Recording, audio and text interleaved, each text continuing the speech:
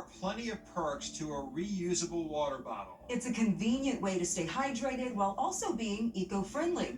According to a report from the United Nations University, about 85% of plastic water bottles sold end up as waste, and plastic materials can take up to 1,000 years to degrade. Plus, Boston University says the average American can save over $1,300 a year using a refillable water bottle instead of constantly buying disposables. But be honest, when is the last time you washed your reusable water bottle or the straw inside? Ugh. It's something you might not think about as often as scientists say you should. Reporter Cassidy Williams went to Quinnipiac University in Connecticut to see what was growing on students' water bottles. We went on a hunt at Quinnipiac Student Center. You look nervous. Honestly, I am. We were looking for students with reusable water bottles. It's like my emotional support water bottle. We wanted to test to see what's inside. All right, take off the whole thing for me. We swapped both the inside And then we have to do the straw part too.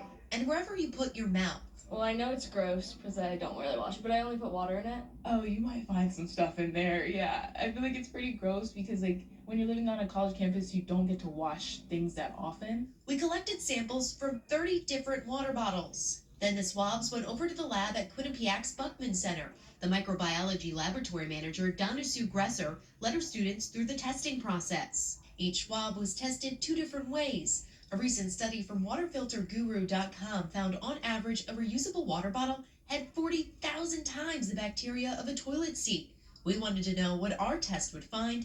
We came back 6 days later to see what was growing. They all grew bacteria. They all grew quite a bit.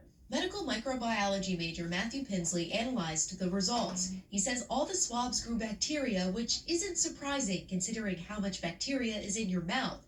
But it wasn't just mouth bacteria that they found. This one usually inhabits soil, so that could mean that soil's, dirt is getting on our bottles. Pinsley created this graph to show the types of bacteria found on the bottles. There was bacteria from the throat, soil, water, and other places that could not be categorized.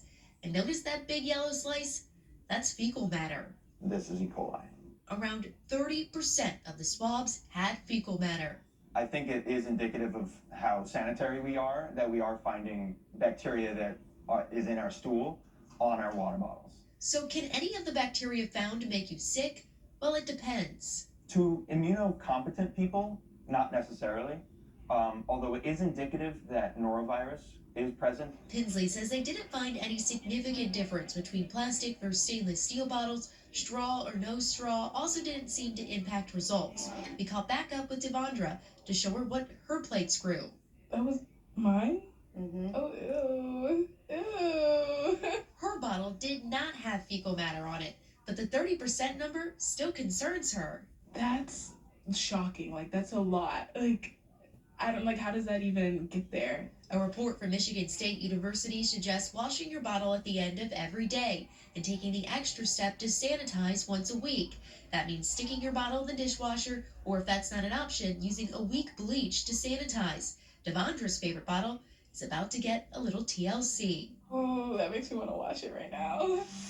Look at this, my work water bottle. Keep it away. Keep it away. She asked me off camera, would you ask me? Any fecal matter? Yes, this thing's gone. I'm done with it, okay?